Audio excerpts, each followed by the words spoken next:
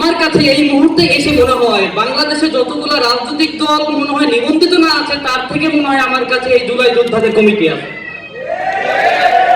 এই কমিটি বিভিন্ন জায়গায় এই সরকারি দলের দালালি করে বিভিন্ন জুলাই যোদ্ধাদেরকে তাদেরকে সুযোগ সুবিধা থেকে তারা বিতাড়িত করছে। তিনমন্ত্রী সম্মেলন কেন্দ্রে তারা তারেক রহমানের সাথে প্রোগ্রাম করলো। 3 কোটি টাকা তারা মন্ত্রণালয় থেকে বাজেট দেওয়া হয়েছে, 2 কোটি টাকা তারা লুটপাট করে খেয়েছে। আসসালামু আলাইকুম ওয়া রাহমাতুল্লাহি ওয়া বারাকাতুহু। আমার সামনে বসে আছেন অনেক স্বপ্ন ভাঙা মায়েরা।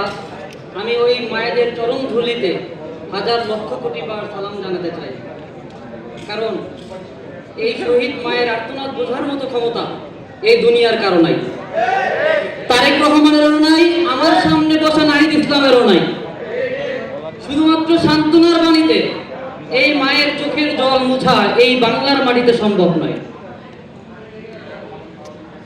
হয়তোবা 2024 সাল 20 জুলাই কারফিউ ছিল সারা বাংলাদেশে। একজন পুলিশ অফিসারের বাবা বলেছিলেন, স্যার একটা ছেলেকে মারতে কয়টা গুলি লাগে?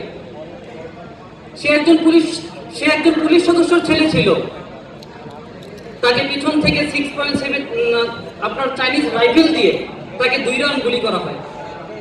যখন গুলি করে সে তখন পড়ে যায়, আমার দিকে পিছনে তাকিয়ে সে আমাকে ভাই বলে ডাক দেয়। আমি পুলিশের সামনে থেকে গিয়ে তাকে যখন ধরার চেষ্টা করেছি, আমি ভেবেছিলাম হয়তোবা তাকে ধরলে পুলিশ হয়তোবা আর গুলি নাও করতে পারে, তাকে আমাকে সেভ করার চেষ্টা করবে। কিন্তু যাত্রাবাড়ি থানার তদন্ত ছিল তখন, জাকির হোসেন বারবার সামনে এসে ফায়ার করলো। একটা পর্যায়ে আমার তাকে নেওয়ার সক্ষমতা ছিল না।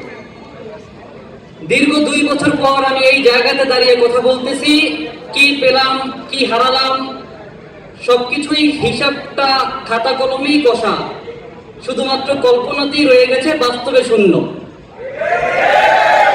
সেই জায়গাতে আজকে 2 বছর পর আমরা নতুন 5ই আগস্টের পরে যে নতুন সূর্য উদয়ের যে একটি বাংলাদেশ দেখেছিলাম, এই পুঁজিবাদের বিরুদ্ধে, এই সাম্রাজ্যবাদের বিরুদ্ধে, এই মার্কিনীদের বিরুদ্ধে যে গণঅভ্যুত্থান হয়েছিল, নতুন সূর্য উদয়ের বাংলাদেশের স্বপ্ন দেখেছিলাম।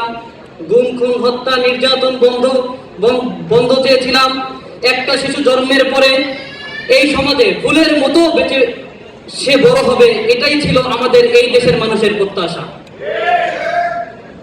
সেই জায়গাতে আমার কাছে এই মুহূর্তে এসে মনে হয় বাংলাদেশে যতগুলো রাজনৈতিক দল মনে হয় নিবন্ধিত না আছে, তার থেকে মনে হয় আমার কাছে এই জুলাই যোদ্ধাদের কমিটি আছে।